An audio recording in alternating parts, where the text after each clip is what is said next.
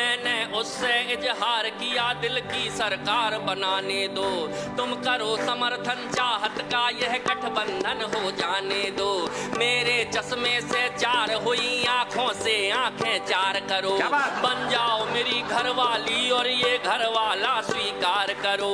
मेरी इस भ्रष्ट जवानी में कितने सारे घोटाले हैं, तुमको देखा तो फील हुआ अच्छे दिन आने वाले हैं।